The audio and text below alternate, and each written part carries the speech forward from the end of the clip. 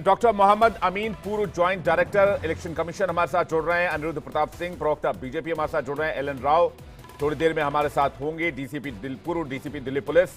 सौरभ दुबे, राजनीतिक विश्लेषक, हमारे साथ जुड़ गए हैं। प्रोफेसर भुवन भास्कर जोशी, प्रवक्ता समाजवादी पार्टी, हमारे साथ जुड़ गए हैं। हाजी नजीम खान, प्रवक्ता पीस पार्टी, हमारे साथ जुड़ गए। नाजिम खान, आप सभी मेहमानों का बहुत बहुत स्वागत करते हैं आज के डिबेट में। लेकिन शुरुआत में करना चाहूंगा जोशी जी के साथ, क्योंकि बयान उनकी पार्टी की तरफ से ही आया। जोशी जी, आखिर आप लोगों की क्या मजबूरी है?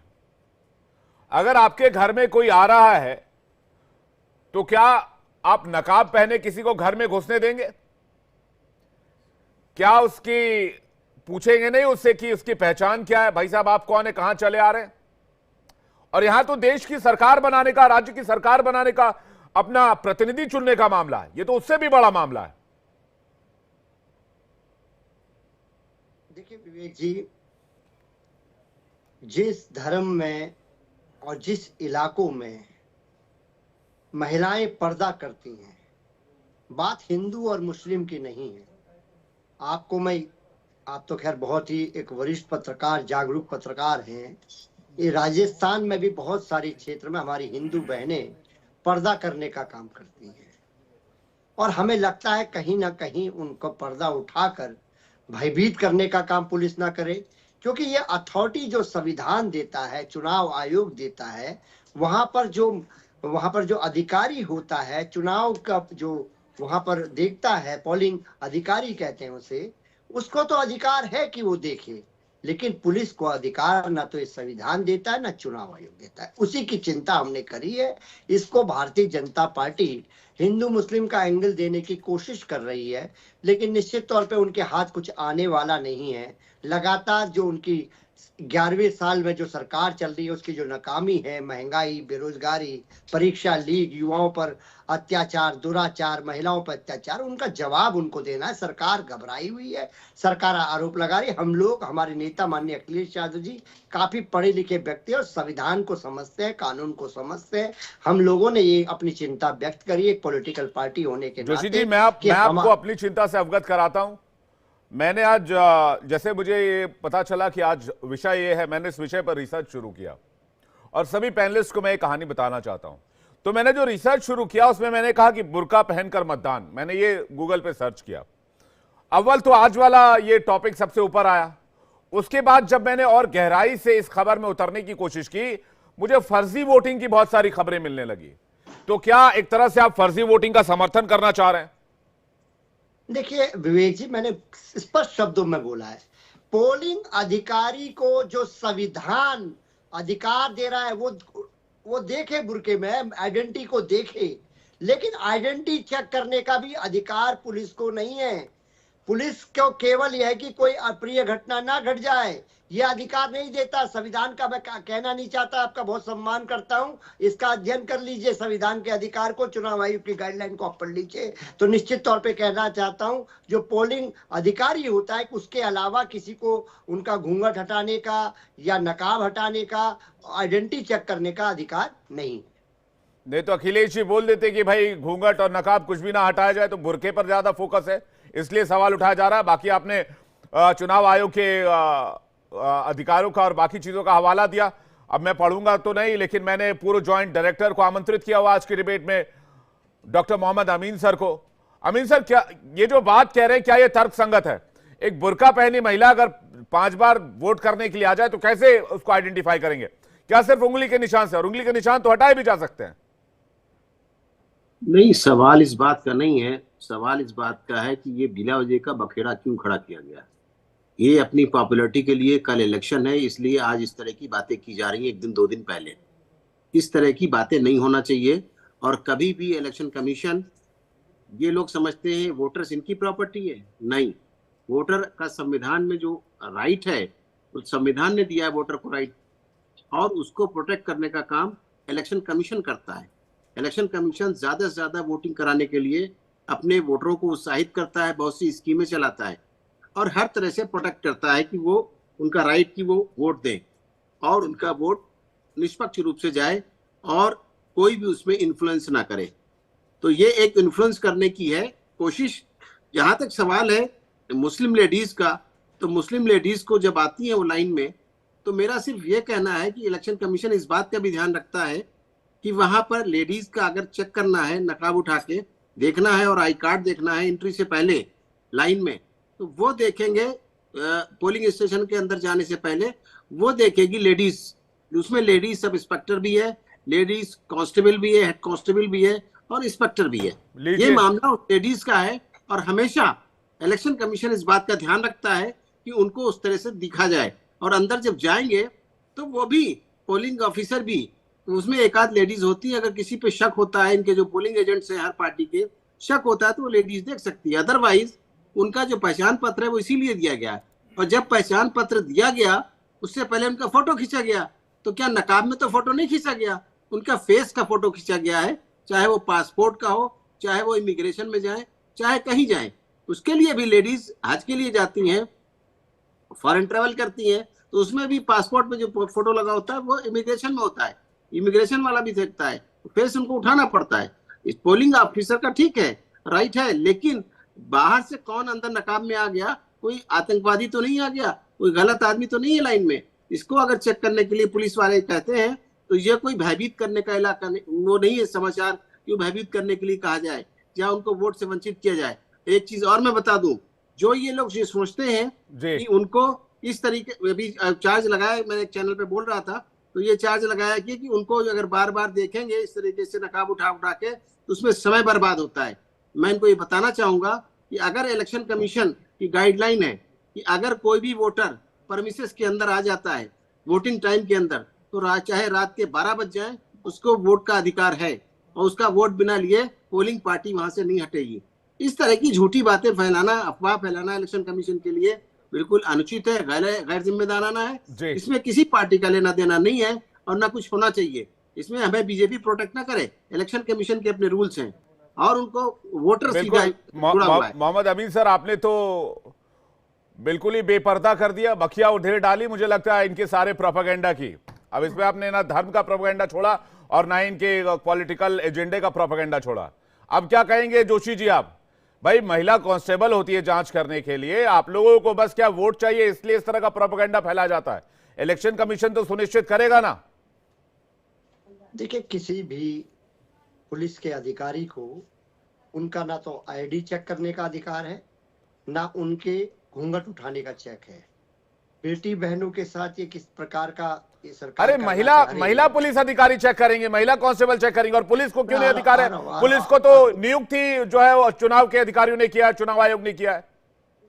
उनके हमारी जो लोकल पुलिस है, जो माननीय अखिलेश, एक मिनट सर, एक मिनट, लोकल पुलिस नहीं होती है।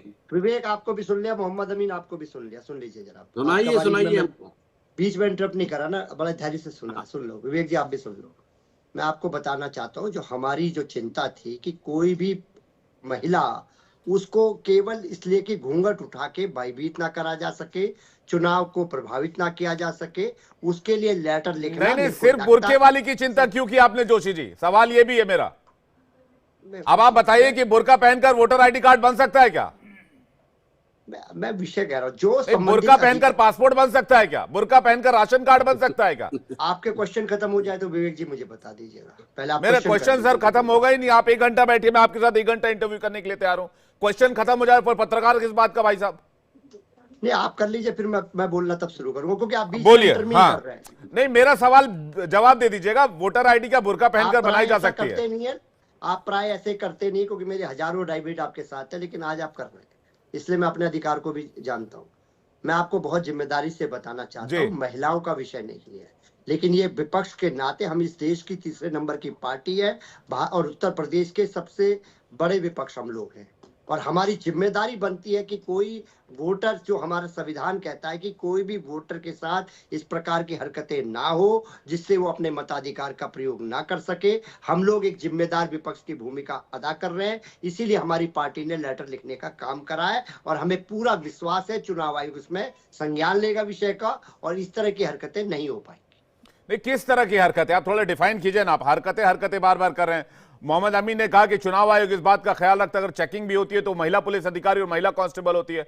आप बार बार हरकतें पर जा रहे हैं। मैं अनिरुद्ध प्रताप सिंह के पास जा रहा हूं। क्या ये ध्रुवीकरण का मामला है अनिरुद्ध प्रताप सिंह? आप लोग बेवजह इस मामले को तूल दे रहे। चलिए, समाजवादी पार्टी ने एक पॉइंट रखा कि भाई ऐसा होता है तो महिलाएं कुछ डर महसूस करती हैं, तो इसको बेवजह तूल देने की आवश्यकता क्या है?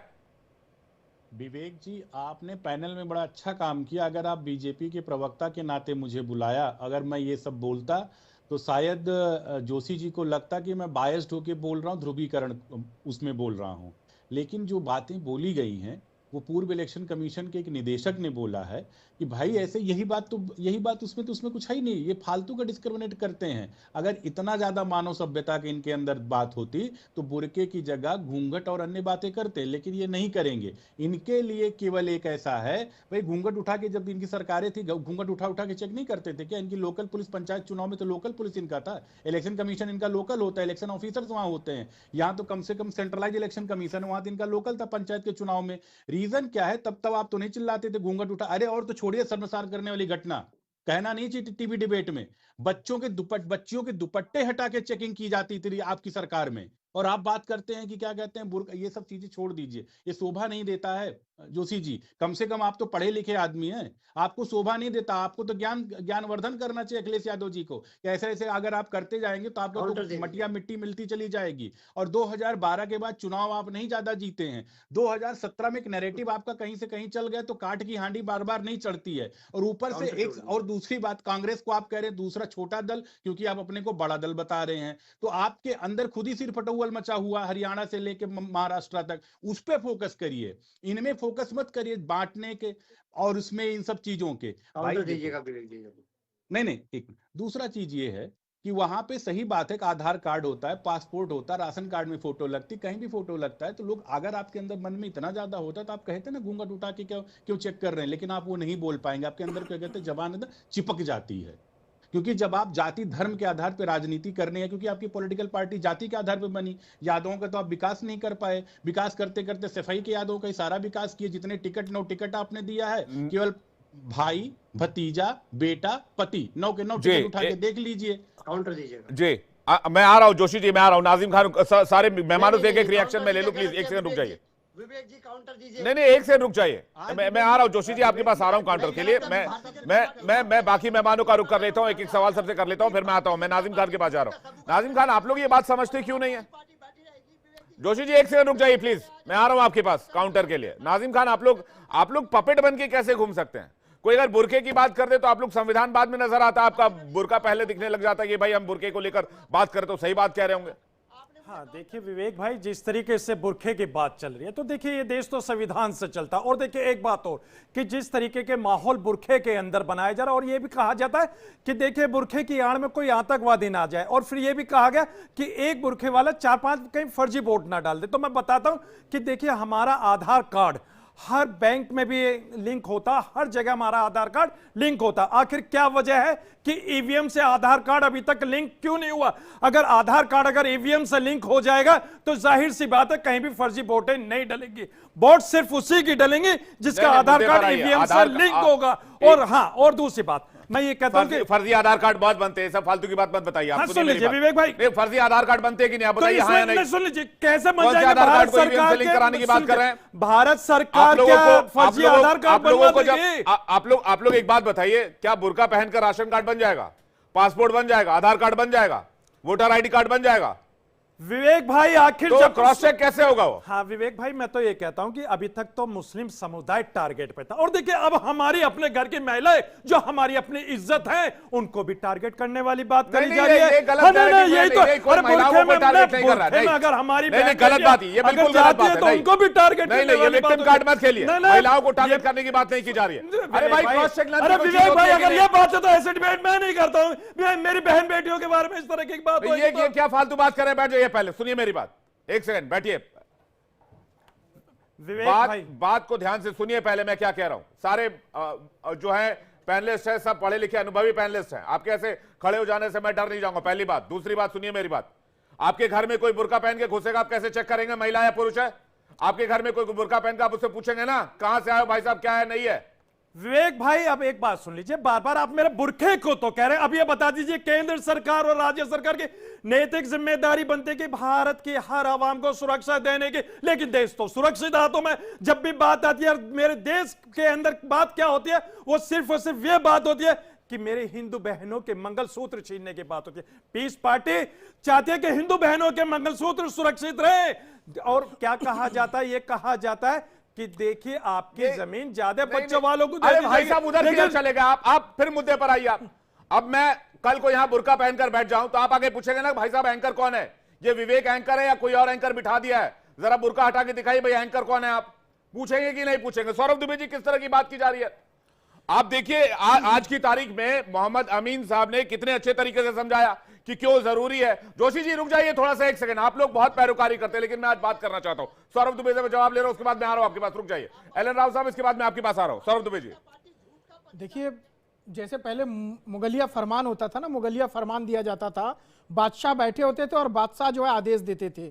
लेकिन कुछ लोगों को शायद पता नहीं कि उनकी बादशाहत चली गई, मुगलिया दरबार खत्म हो चुका है। देश में लोकतंत्र के नाते एक सरकार चल रही है, पूर्वत सरकारें भी रही हैं, वर्तमान में भी सरकार चल रही है, और हिंदुस्तान जो है वो लोकतंत्र और संविधान से चलने वाला देश है। जो लोकतांत्रिक व्यवस्था है उसमें चुनाव आयोग अपने आप में सक्षम है।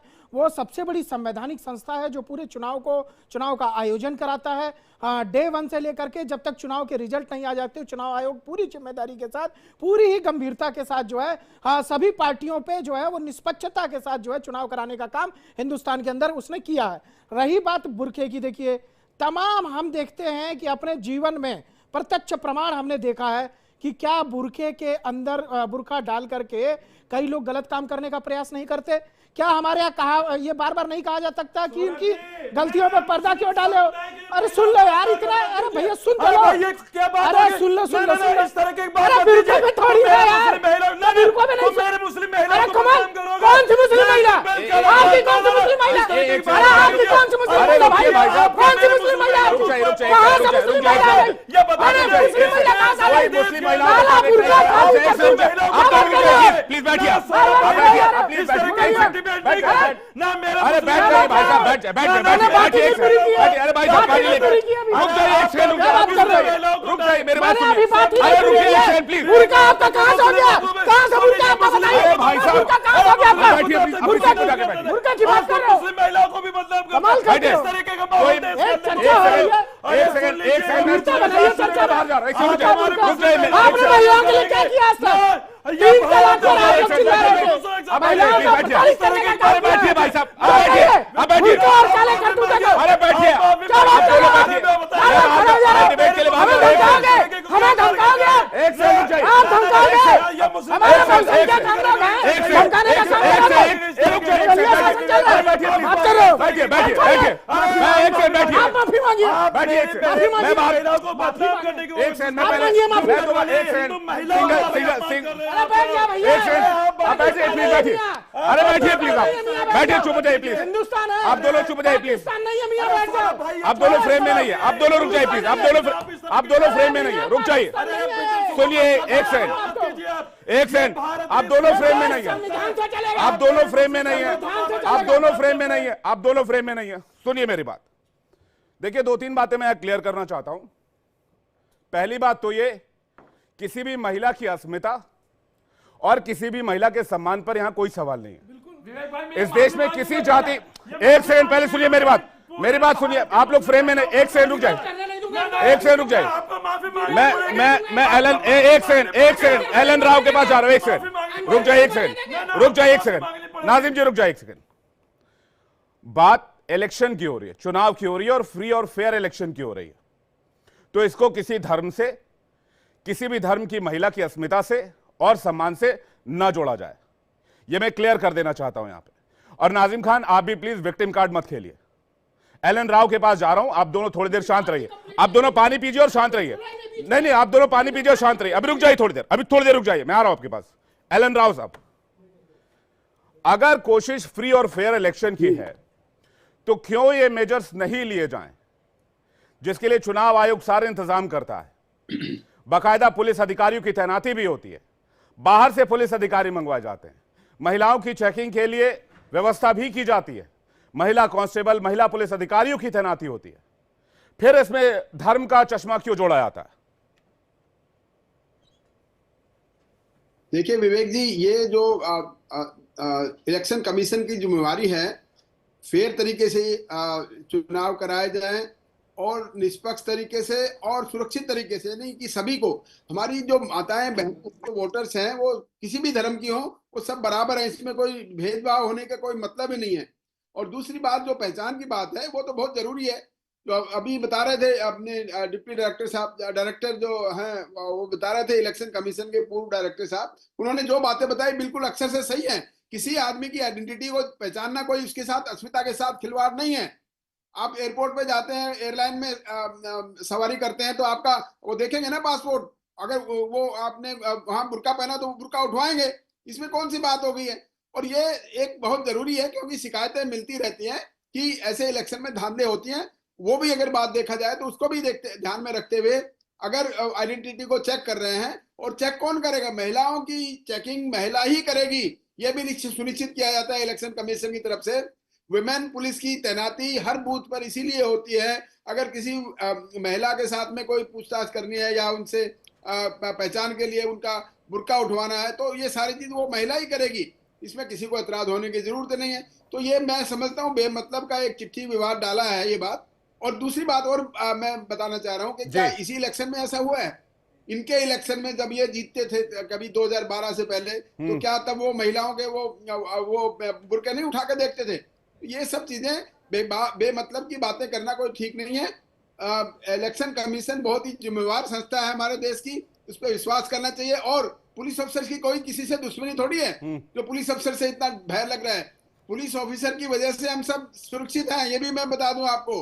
अगर पुलिस ना हो कभी तो देखना क्या हाल होता है। तो पुलिस को ऐसे एलिगेशंस लगाना कि पुलिस वाले उनको ऐसा करेंगे तो उनके अस्मिता को खतरा हो जाएगा या ऐसी कोई बात, ऐसा कुछ नहीं है। इसको बेमतलब बेतुल देना कि मैं समझता हूँ ये कोई इसमें औचित्य नहीं है, और इसको पॉलिटिकल इशू। मोहम्मद अमीन साहब कुछ कहना चाह रहे हैं, लेकिन जोशी जी के पास पहले जाना चाह रहा हूँ। अमीन साहब आपके पास आ रहा हूँ, एक सेकंड रुकिएगा।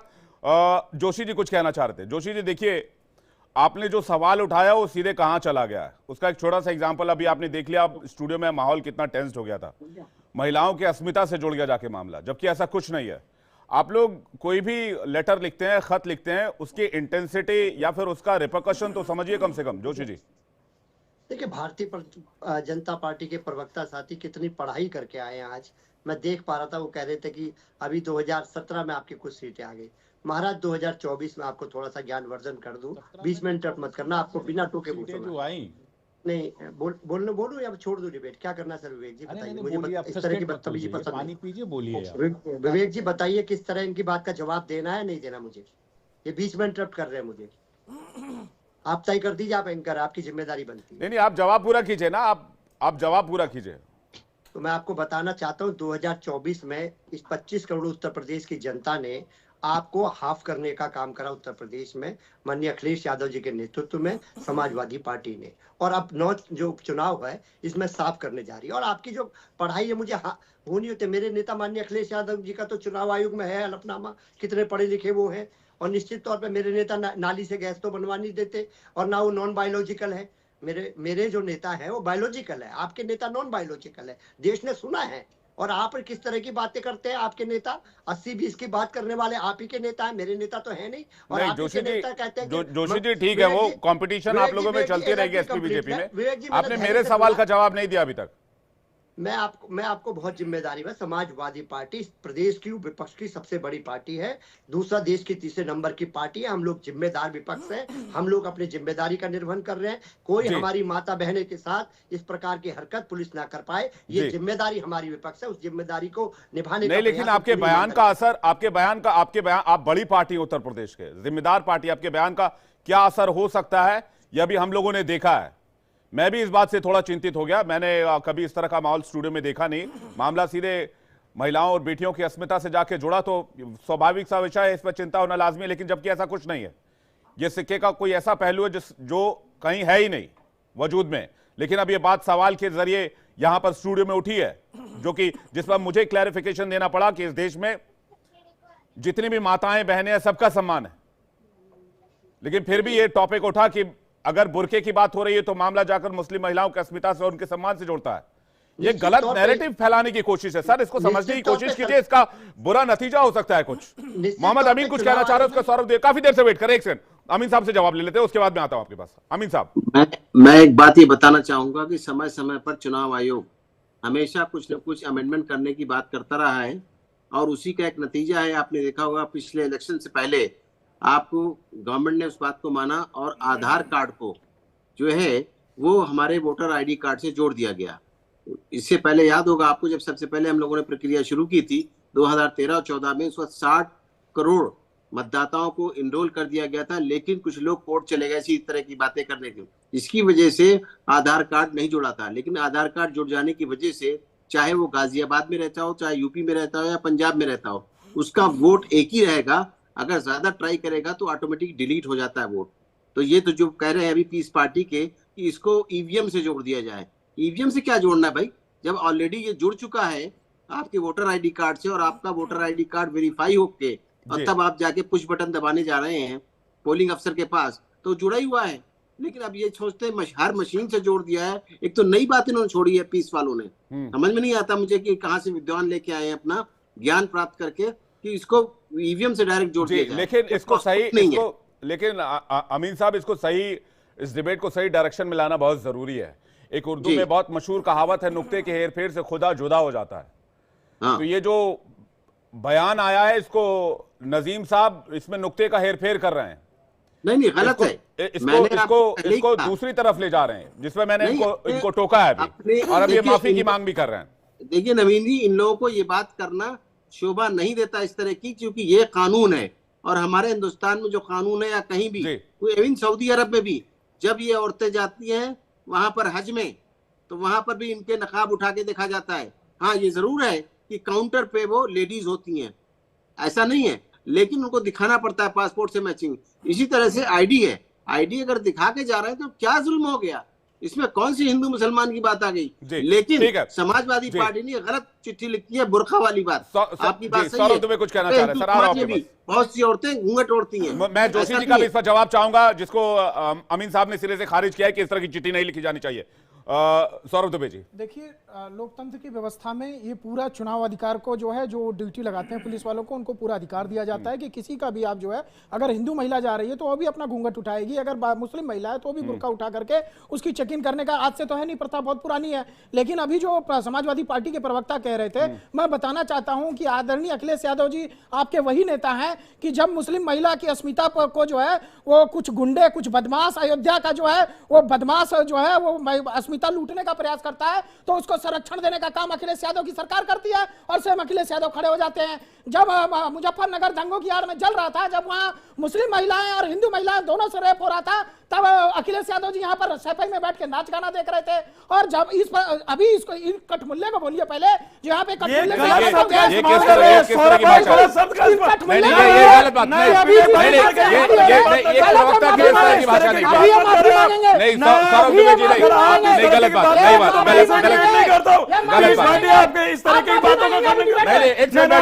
आप माफी मांगेंगे, आप माफी मांगेंगे, ये किस तरीके की बात करते हैं? आप दोनों बैठ जाइए, आप दोनों बैठ जाइए, आप दोनों बैठ जाइए। आप किस तरीके से, अरे मेरा ये संवैधानिक अधिकार है और आप मेरी मुस्लिम महिला को अरे आप टॉपिक कर रही है, आप लोग टॉपिक कराइए की बात करें। अरे भाई साहब किस बात पे माफी, एक नहीं इस तरह की बात, किस बात,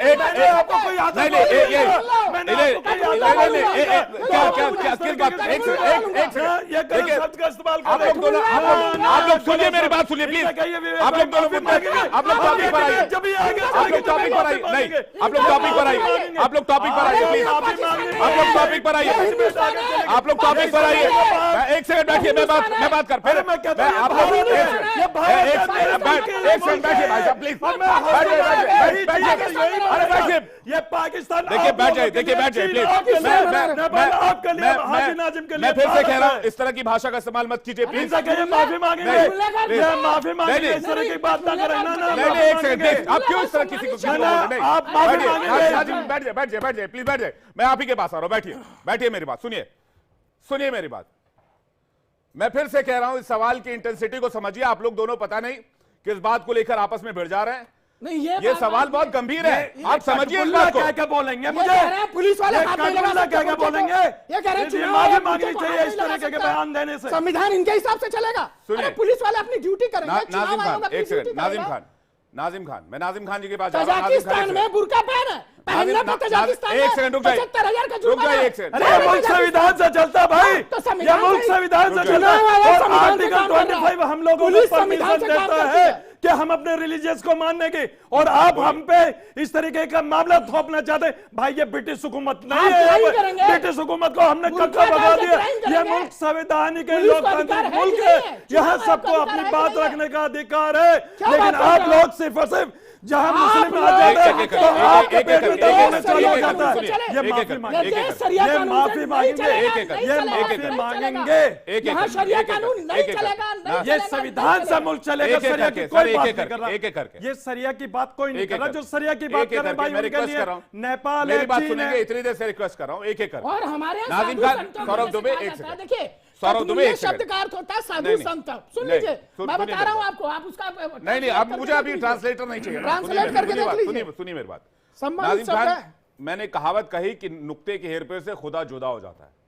यहां बात नियमों के पालन करने की है, यहां बात किसी भी धर्म संप्रदाय से छेड़छाड़ की नहीं है, बात नियम के पालन की है। आप मुझे बस इतना समझा दीजिए एक लाइन में कि किसी की आइडेंटिटी क्रॉस चेक कैसे होगी अगर वो नकाब में है। तो मैं बुरके की बात ही नहीं करता, चलिए अगर आपको थोड़ी तकलीफ होती है मैं कहता हूं अगर कोई नकाब में है उसकी आइडेंटिटी चेक कैसे करेंगे, बताइए। विवेक भाई देखिए, ये मुल्क संविधान से चलता, और देखिए अब बात जब यहाँ आइडेंटिटी चेक करने की आती है तो देखिए अगर मुस्लिम महिला हो जो बुरखे में आती है या घूंघट वाले हिंदू महिलाएं हो, तो देखिए उनके लिए भी चुनाव आयोग की तरफ से एक महिलाएं होती हैं, वो जाके उनकी आइडेंटिटी चेक कर सकती है। लेकिन अगर उनकी आइडेंटिटी कोई पुरुष अगर चेक करे तो हम लोगों को आपत्ति है। तो हम ये कहते हैं कि हर किसी को भारत के अंदर अपना एक संवैधानिक अधिकार है अपनी वोट का इस्तेमाल करने का, क्योंकि वोट हमारी विरासत है और वोट हमें कहां देनी है, कहां कौन सी पार्टी को देनी है, ये उस मत अधिकार यानी कि जो मतदान करने वाला होता है उसके ऊपर डिपेंड करता है।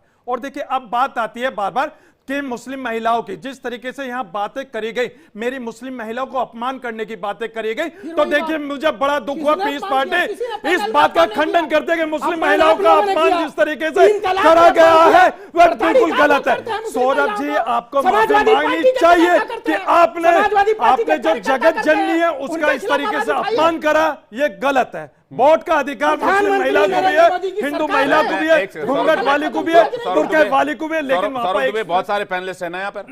नाजिम खान कह रहे कि मुस्लिम महिलाओं का अपमान हुआ। नहीं, एक सेकंड सुनिए मेरी बात। मोहम्मद अमीन, हम सब में से सबसे ज्यादा पढ़े लिखे हैं, बात मानेंगे, पूर्व ज्वाइंट डायरेक्टर इलेक्शन कमीशन के, क्या उन्हें ऐसा लगा? मैं उनसे एक सवाल लेता हूं, फिर अनिरुद्ध प्रताप सिंह और जोशी जी और एलन राव साहब आपके पास आ रहा हूं। क्या अमीन साहब आपको ऐसा लगा कि इस डिबेट में कहीं भी मुस्लिम महिलाओं की अस्मिता के ऊपर कुछ भी कहा गया हो या फिर इसको लेकर कोई क्वेश्चन किया गया हो, जो बात नाजिम खान बार बार कह रहे हैं? नवीन जी, मुझे आपत्ति ये है कि सबसे पहले समाजवादी पार्टी ने इस तरह की कंट्रोवर्शियल चिट्ठी क्यों लिखी? वो घूंघट की बात कह सकते थे, पर्दे की बात कह सकते थे, सीधा स्टेट में जो अपने उसमें लिखा है, बुर्का शब्द जो लिया है, वो उस पर ऑब्जेक्शन है मुझे, वो नहीं लिखना चाहिए था इनको। इससे क्लियर कट होता है कि मुस्लिम महिलाओं के लिए उन्होंने उठाया है। अपमान तो समाजवादी पार्टी ने किया है, इसमें क्या है? इससे तो क्लियर कट है कि वो अपनी चिट्ठी में लिख रहे हैं, इन राइटिंग लिख के दे रहे हैं इलेक्शन कमीशन को, जो कि वो उचित नहीं है जो शब्द यूज किया है उन्होंने, बुर्का। यानी हमारे समाज में और समाज की औरतें भी जो घूंघट में आती हैं तो उनको कहना चाहिए उनका पर्दा लेडीज चेक करें, वो तो बात मानी जाती है। लेकिन इस तरह की बातें करना, अपनी चिट्ठी में इन्होंने गलत बात ही उठाई है जिसका कोई औचित्य नहीं है इलेक्शन कमीशन से। और ना कभी ऐसा मुसलमानों का यहाँ पे कोई अपमान नहीं हुआ है, बल्कि मुसलमानों की बात जो है समाजवादी पार्टी ने गलत उठाई है, उनको नहीं उठाना चाहिए था। अगर उठाते तो पीस पार्टी वाले उठा देते, जो इनको बहुत ज्यादा इस बात का है। लेकिन हमारा ये कहना है कि मुसलमान औरतों का यहाँ पर अपमान नहीं हुआ है, बल्कि एक बात डिस्कस की जा रही है। जोशी जी को लीजिए साथ में स्क्रीन पे, किस तरह से उनकी आइडेंटिटी चेक की जाए, उस पर मैंने कहा। उसके बाद अनिरुद्ध जी आपके पास आ रहा हूँ, वहाँ मौजूद है जो महिला अधिकारी, कांस्टेबल, सब इंस्पेक्टर, इंस्पेक्टर और हेड कांस्टेबल, ये उनका काम है। जोशी जी, अमीन साहब ठीक बात कह रहे हैं। देखिए, बुर्का एक वर्ड जो है वो मुस्लिम समुदाय से जोड़ता है, आपको पर्देदारी पे बात करनी चाहिए कि आप लोगों ने डायरेक्ट बुर्का लिख दिया, जिससे कंट्रोवर्सी क्रिएट हो रही है, और एक कंट्रोवर्सी बढ़ भी सकती है जिस तरह के हालात आप देख रहे हैं अभी। इन पे तो कार्रवाई होनी चाहिए, आचार संहिता उल्लंघन की कार्रवाई होनी चाहिए। ये विवेक, मैं अगर आपको चैनल में